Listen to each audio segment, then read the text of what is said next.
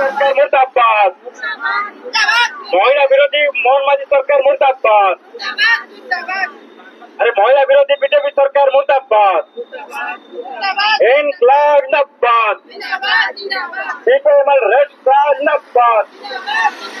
ओडिशा बंद रे दले दले जोग दे सबल कर, इनकलाब जिंदाबाद,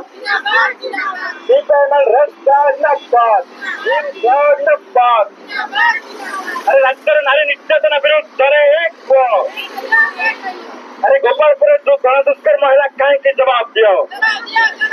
अरे डबल इंजन सरकार जवाब दियो,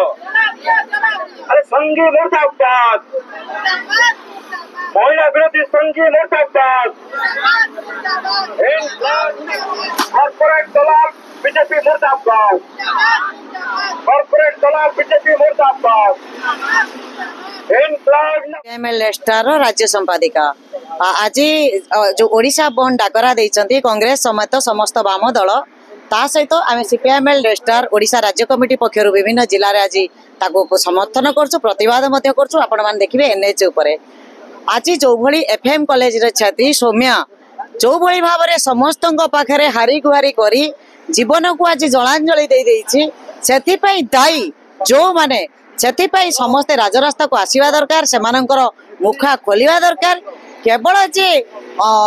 दोषी केवल दुई जन को गिरफ्त करदेले हम ना, या भितर जो मानू सी जन लिखित जन तेणु सी हूँ सरकारी दलर एबीवीपी छात्री, सी आगधड़ छात्री, किंतु ताकू न्याय मिलला नहीं। शेष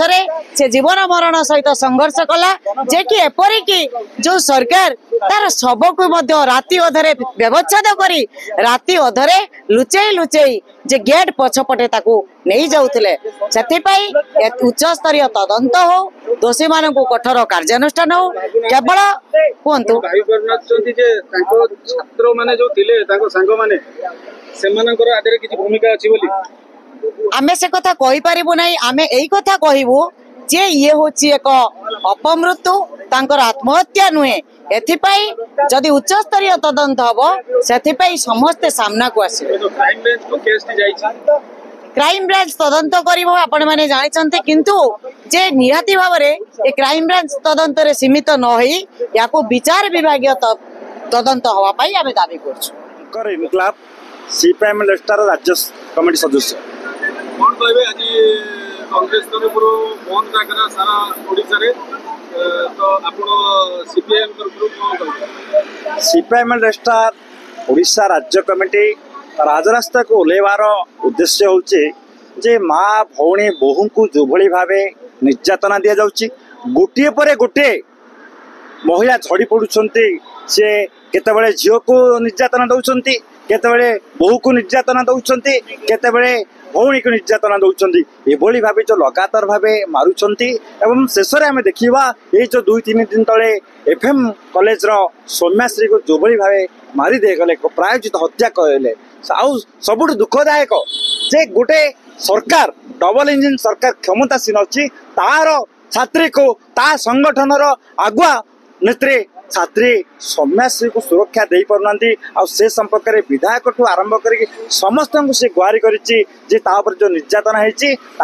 न्यायोचित अधिकार देवाई, किंतु ताको शुणी ना से बाध्य होइछि न्याय पाइबापी ए राज्यर महिला मान को न्याय देवाई। ए राज्य जो भली भावे गण दुष्कर्म होउछि निर्यातना होउछि ता विरुद्ध रे तार स्वर उत्तोलन करी से आत्मदाह देइछि, किंतु ए आत्मदाह हमको लज्जा लागिबा कथा, ए राज्य सरकार को लज्जा लागिबा कथा जे 56 इंच छातीर मोदी सरकार विश्वगुरु बोलवा चिंता करुवा बेले से देशर से राज्यर महिला मान को सुरक्षा दे पारती आठू कौन लज्जा हो पार। ये सरकार जनगण क्षमा मागी नेवा उचित। ए सरकार तुरंत